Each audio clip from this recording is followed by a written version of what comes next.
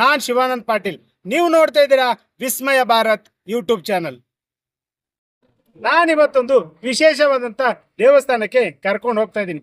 ಏನು ವಿಶೇಷತೆ ಅಂದ್ರೆ ಇಲ್ಲಿ ಮಕ್ಕಳಾಗದವರಿಗೆ ಮಕ್ಕಳಾಗುತ್ತೆ, ನೌಕರಿ ಆಗದವರಿಗೆ ನೌಕರಿ ಆಗುತ್ತಂತೆ. ಆಮೇಲೆ ಇನ್ನೊಂದು ವಿಶೇಷತೆ ಏನಂದ್ರೆ ಕಾಳಸರ್ಪ ದೋಷ ಇದ್ದವರು ಈ ದೇವಸ್ಥಾನಕ್ಕೆ ಬಂದ್ರೆ ನಿವಾರಣೆ ಆಗುತ್ತಂತೆ. ಹಾಗಂತ ನಾನು ಹೇಳಿರೋದಲ್ಲ, ಇಲ್ಲಿನ ಗುರುಗಳೇ ಹೇಳಿರೋದು. ಹಾಗಿದ್ರೆ ಈ ದೇವಸ್ಥಾನ ಇರುವುದಾದ್ರಲ್ಲಿ ಆ ಊರಾದ್ರೂ ಯಾವುದು? ಬನ್ನಿ ಇವತ್ತಿನ ನಮ್ಮ ಪಯಣ ಆ ಕಾಳಸರ್ಪ ದೋಷ ನಿವಾರಣೆ ಆಗುವಂತ ದೇವಸ್ಥಾನದ ಕಡೆಗೆ. ನಾನು ನಿಮಗೆ ಹೇಳಿದ್ನಲ್ಲ, ಆ ಒಂದು ದೇವಸ್ಥಾನದಲ್ಲಿ ನಾನಿದ್ದೀನಿ. ಕಲಬುರಗಿ ಜಿಲ್ಲೆಯ ಚಿತ್ತಾಪುರ ತಾಲೂಕಿನ ಮಾಲ್ಗತ್ತಿ ಗ್ರಾಮದ ಹಿರೋಡೇಶ್ವರ ದೇವಸ್ಥಾನದಲ್ಲಿ ನಾನಿದ್ದೀನಿ. ಈ ದೇವಸ್ಥಾನದ ವಿಶೇಷತೆ ಏನಂದ್ರೆ, ಈ ದೇವಸ್ಥಾನದಲ್ಲಿ ಕಾಳಸರ್ಪ ದೋಷ ಇದ್ರೆ ಪರಿಹಾರವಾಗುತ್ತಂತೆ. ಫ್ರೆಂಡ್ಸ್, ಕಾಳಸರ್ಪ ದೋಷ ಅಂದರೆ ಸುಮಾರು ಜನಕ್ಕೆ ಗೊತ್ತಿಲ್ಲ ಅಂತ ಅಂದ್ಕೊಂಡಿದ್ದೀನಿ. ಕೆಲವೊಂದು ಜನಕ್ಕೆ ಗೊತ್ತೂ ಇದೆ.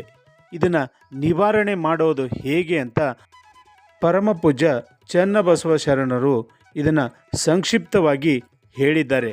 ಮತ್ತು ಈ ಕಾಳಸರ್ಪ ದೋಷ ನಿವಾರಣೆಗೆ ಹೇಗೆಲ್ಲ ಪೂಜೆಗಳು ಮಾಡ್ತಾರೆ ಅನ್ನೋದ್ರ ಬಗ್ಗೆ ನಾನು ನಿಮಗೆ ವಿಡಿಯೋ ಸಮೇತ ಸಂಕ್ಷಿಪ್ತವಾಗಿ ತೋರಿಸ್ತೇನೆ.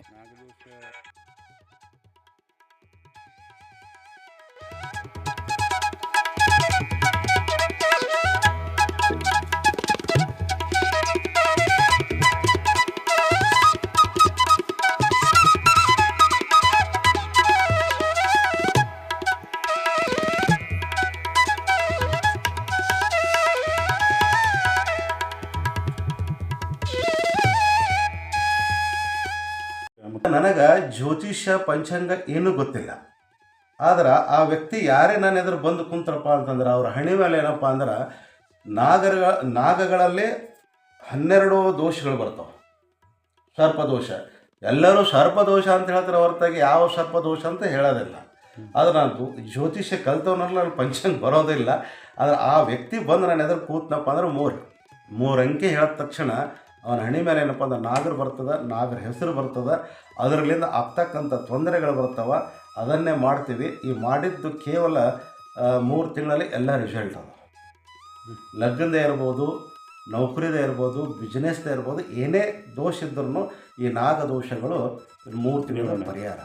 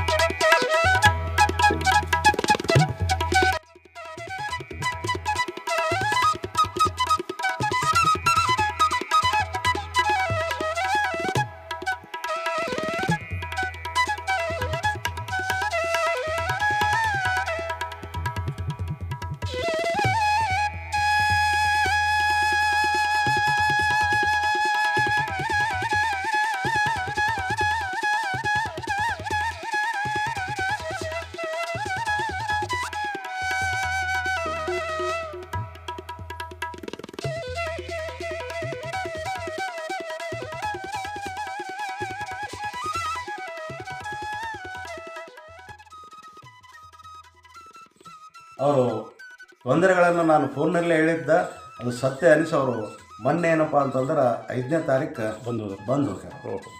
ಬಂದು ಕೇಳ್ಕೊಂಡು ಹೋದರು. ಈ 17ನೇ ತಾರೀಕು ನಾವು ನಾಗದೋಷ ಪೂಜೆ ಇಟ್ಕೊಂಡಿದ್ದೀವಿ. ಆ ನಾಗದೋಷ ಪೂಜೆಗೂ ಪಂಜಾಬ್ಲಿಂದ ಬಂದು ಅಟೆಂಡ್ ಆಗ್ತೀವಿ ಅಂತ ಹೇಳಿ.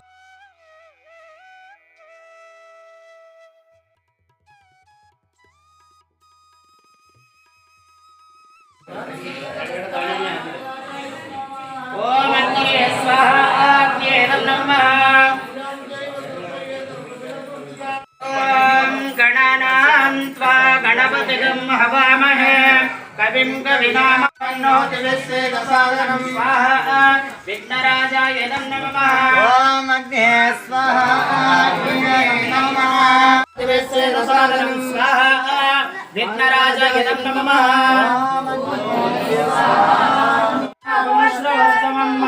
ज्येष्ठराजं ब्रह्मणा ब्रह्मणस्पद आनः शृण्वन्नो दिवसेदसादनं स्वाहा ज्येष्ठराजं ब्रह्मणा ब्रह्मणस्पद आनः शृण्वन्नो दिवसेदसादनं विघ्नराजाय नमः ನಮ್ಮ ಕಲಬುರಗಿ ಶರಣಬಸವೇಶ್ವರರ ದೇವಸ್ಥಾನದ ಪರಮ ಪೂಜ್ಯರಾದಂಥ ದಾಕ್ಷಿಣೆ ಅಮ್ಮವರು ಇಲ್ಲಿ ಬಂದಿದ್ದರು. ನಮ್ಮ ಪೂಜ್ಯರಾದಂಥ ಡಾಕ್ಟರ್ ಶರಣಬಸಪ್ಪ ಅವರು ಈ ಕ್ಷೇತ್ರ ಸಾಕಷ್ಟು ಬೆಳೆಸಿದ್ದಾರೆ. ಇದಕ್ಕೆ ವಾರಸುದಾರಿಲ್ಲ, ಅದಕ್ಕಾಗಿ ಇಬ್ಬರು ವಾರಸುದಾರ ಬೇಕು ಅಂತ ಕೇಳಿದಾಗ ನೀವೇನಪ್ಪ ಅಂತ ಈ ಥರ ವ್ರತ ಮಾಡಿರಿ, ಒಳ್ಳೆಯದಾಗ್ತದೆ, ಗಂಡು ಮಗು ಹುಟ್ಟುತ್ತದೆ ಅಂತ ಹೇಳಿದ್ದೆವು. ಅವ್ರದ್ದೊಂದು ನಾಗದೋಷ ಇತ್ತು. ಆ ನಾಗದೋಷ ಪರಿಹಾರ ಮಾಡಿಕೊಂಡು ದಾರಿದ್ರ್ಯ ದಹನ ಅಂತಕ್ಕಂಥ ಒಂದು ವಶಿಷ್ಠ ಮುನಿಗಳು ಬರೆದಂಥ ಒಂದು ಸ್ತೋತ್ರ ಇತ್ತು. ಅದನ್ನು ಕಂಟಿನ್ಯೂ ಅವರು 91 ದಿವಸ ಪಠಣ ಮಾಡಿದ್ರು. ದೋಷ ಪರಿಹಾರ ಮಾಡಿಕೊಂಡ್ರು. ಅವರಿಗೂ ಸಹ ಏನಪ್ಪ ಅಂತಂದ್ರೆ ಗಂಡು ಮಗು ಆಯಿತು.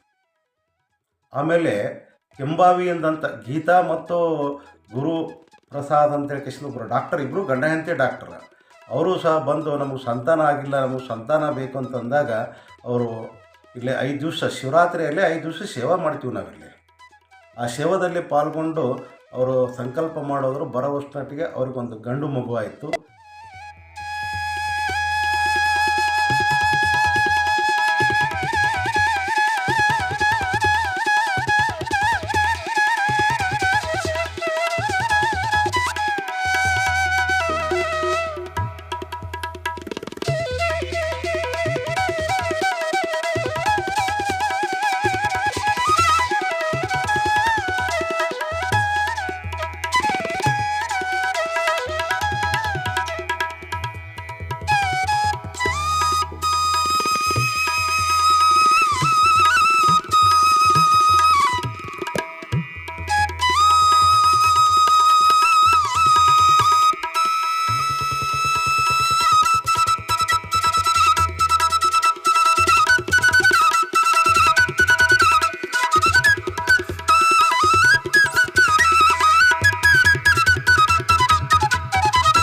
ಗಂಡು ಮಗು ಆದ ನಂತರ ಒಂದು 5-6 ವರ್ಷ ಅವ್ರು ಬರಲಿಲ್ಲ.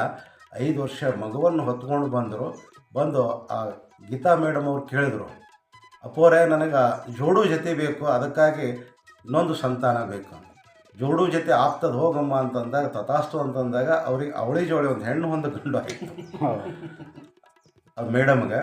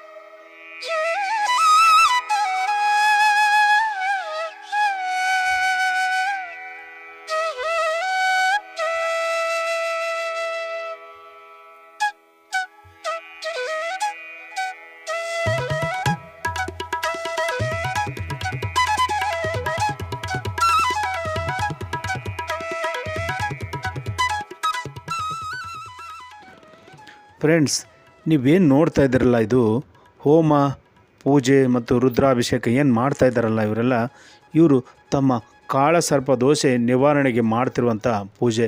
ಇದು ಪರಮ ಪೂಜ್ಯ ಶ್ರೀ ಚನ್ನಬಸವ ಶರಣರು ಇದನ್ನು ಅವ್ರನ್ನೆಲ್ಲ ಕೂಡಿಸಿ ಪೂಜೆ ಮಾಡಿಸ್ತಾ ಇರುವಂಥದ್ದು ಒಂದು ದೃಶ್ಯ. ಇಲ್ಲಿ ನೀವೇನು ನೋಡ್ತಾ ಇದ್ದೀರಲ್ಲ, ಇಲ್ಲಿರುವಂಥ ಭಕ್ತರು ತಮ್ಮ ಕಷ್ಟಗಳನ್ನು ಪರಿಹಾರ ಮಾಡ್ಕೊಳ್ಳೋಕ್ಕೆ ಬಂದಿರುವಂಥದ್ದು. ಹಾಗೆ ಇವರೆಲ್ಲ ಬಂದಿರುವುದು ಎಲ್ಲಿಂದ ಅಂತಂದರೆ ಕೆಲವರು MP ಮತ್ತು UP, ಆಮೇಲೆ ಗುಜರಾತ್, ಈ ಥರ ಬೇರೆ ಬೇರೆ ಕಡೆ, ಕೇರಳ, ತಮಿಳುನಾಡು, ಹೀಗೆ ಬೇರೆ ಬೇರೆ ಜಿಲ್ಲೆಗಳಿಂದ ತಮ್ಮ ಕಾಳಸರ್ಪ ದೋಷ ನಿವಾರಣೆಗೆ ಬಂದಿರುವಂಥದ್ದು.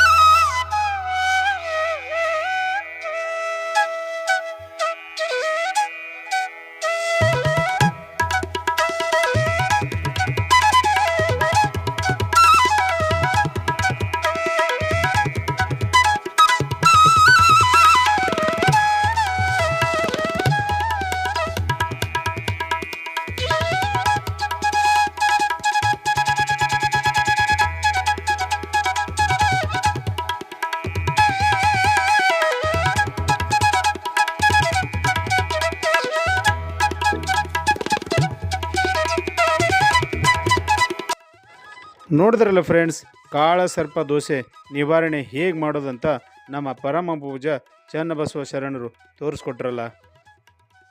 ನೀವೇನಾರ ಕಲಬುರಗಿ ಜಿಲ್ಲೆ ಅಥವಾ ಚಿತ್ತಾಪುರ ತಾಲೂಕು ಕಡೆ ಬಂದರೆ ಮಾಲಗತ್ತಿಯ ಹಿರಡೇಶ್ವರ ದೇವಸ್ಥಾನಕ್ಕೆ ಒಮ್ಮೆ ಭೇಟಿ ಕೊಡಿ, ದೇವರ ದರ್ಶನ ಮಾಡಿಕೊಂಡು ಗುರುಗಳ ದರ್ಶನ ಮಾಡ್ಕೊಂಡು ಹೋಗಿ ಅಂತ ಹೇಳ್ತಾ ಇವತ್ತಿನ ಎಪಿಸೋಡನ್ನು ಮುಗಿಸೋಕ್ಕಿಂತ ಮುಂಚೆ ನಮ್ಮ ಚಾನಲ್ಗೆ ಲೈಕ್ ಮಾಡಿ, ಸಬ್ಸ್ಕ್ರೈಬ್ ಮಾಡಿ, ಬೆಲ್ ಬಟನ್ನ ಒತ್ತೋದನ್ನು ಮರಿಬೇಡಿ ಅಂತ ಹೇಳ್ತಾ ಇವತ್ತಿನ ಎಪಿಸೋಡನ್ನು ಮುಗಿಸ್ತಾ ಇದ್ದೀನಿ.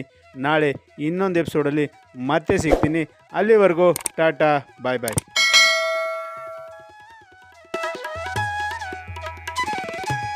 त्रिदलं त्रिगुणाकारं त्रिनेत्रं च त्रियायुधं